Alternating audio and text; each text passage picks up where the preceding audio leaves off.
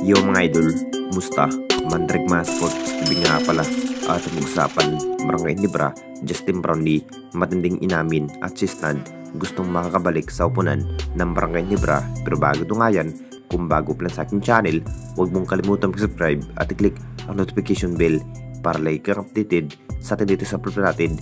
So alam na natin lahat mga idol, matapos natalo ang kupunan ng Jenkins sa kamay ng Converge, nagulat na nga rin ang lahat kung bakit natalo lamang ang Jenkins sa kamay ng Converge. Masasabing mas lalo pang mas pwersa ang magiging sa susunod na laban ng Jenkins mga idol. Ito na nga ba ang kinahihintay ng lahat kung gaano na nga ba ang magiging balak ng Ginebra management kung papalitan na nga ba ang nasabing import na si Justin Brownlee ng Barangay Ginebra.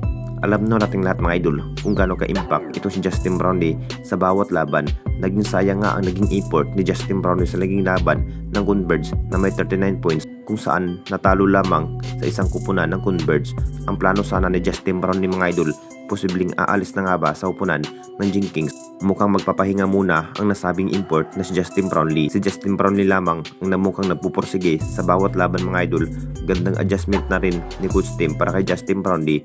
Kung sakaling matutuloy na nga ang magiging plano ni Justin Brownlee, posibleng aalis na rin sa upunan ng Barangay Ginebra at hanap nga ng Ginebra management ng bagong import pamalit nga sa ating base import na si Justin Brownlee.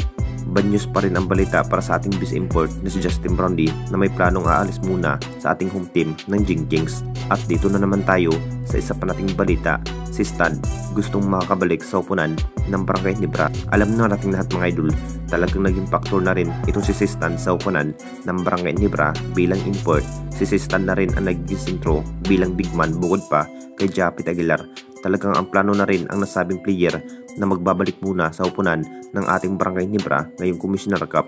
Magiging good news pa rin ang magiging balita para sa ating former Ginebra player na si Stan mga idol. Lakas pa rin sa ilalim ito si Stan. Kumamada pa rin ng 20 points. Marami na rin ang nagsasabi mga idol. Talagang naiiba na nga ang naging bawat kilos at performance ito si Stan mga idol noong napunta sa upunan ng Tirap Permajip.